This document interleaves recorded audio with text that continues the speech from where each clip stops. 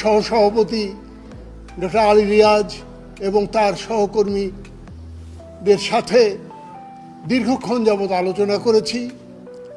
দেশ এবং জাতির এক চরম ক্রান্তিলগ্নে একটা জাতীয় ঐক্যমত্যে উপনীত হওয়া একান্ত জরুরি কর্তব্য আমাদের জন্য।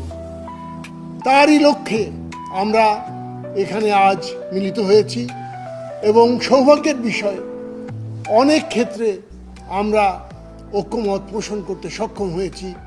কিছু কিছু মতপার্থক্য এবং বিরোধিতা আমাদের মধ্যে যেটুকু ছিল সেটুকু নিয়েও পুনর্বিবেচনার জন্য আমরা আলোচনা করে আগামীতে আবার তাদের সাথে বসব এবং ফ্যাসিস্ট বিরোধী আন্দোলনের আমরা যারা অংশগ্রহণ করেছিলাম সেই গণতান্ত্রিক শক্তিসমূহ এবং বর্তমান সরকার তারা সবাই মিলে একটি অবাধ নিরপেক্ষ এবং দ্রুত জনগণের নির্বাচনের মাধ্যমে সরকার গঠন করার লক্ষ্যে আমরা এগিয়ে যাব।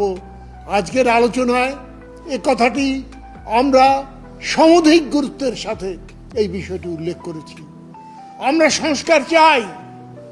সংস্কার করার জন্য এই সরকারের যে পদক্ষেপ তাকে আমরা সাধুবাদ জানাই এবং তারা যে অপরিসীম পরিশ্রম করেছেন এবং যেভাবে এই সংস্কারের কাজ এগিয়ে নিয়ে চলেছেন তাকে আমরা ধন্যবাদ জানিয়েছি। কিন্তু সেই সঙ্গে একই নিঃশ্বাসে এই কথাটুকু আমরা বলতে চাই, যত দ্রুত সম্ভব এই সংস্কারের কাজ শেষ করে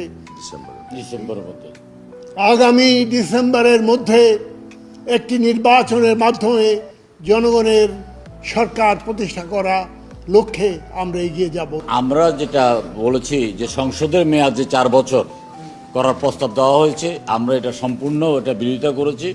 সংসদের মেয়াদ 5 বছরের জন্যই আমরা বলেছি। আমরা ভোটারদের বয়স আমরা কোনো অবস্থায় 18-র নিচে না করার ব্যাপারে আমরা আমাদের দৃঢ় অবস্থান ব্যক্ত করেছি এবং আমরা বলেছি যদি আপনারা ভোটারদের বয়স 17 বছর করেন আমরা এটার বিভিন্ন প্রয়োজনে আমরা আন্দোলন করব। ওনারা আর্গুমেন্ট করতে চেয়েছেন যে 18 বছর বয়সে যে একজন ভোট দিতে পারে তাহলে 18 বছর বয়সে কেন সে সংসদ সদস্য হতে পারবে না। আমরা বলেছি না, সম্ভব নয়। 18 বছর বয়সের একজন কচিকাঁচা শিশুকে আমরা সংসদে প্রেরণ করতে পারি না আইন প্রণয়নের জন্য। আমরা বলেছি যে নির্বাচনের জন্য যে বয়স 25 বছর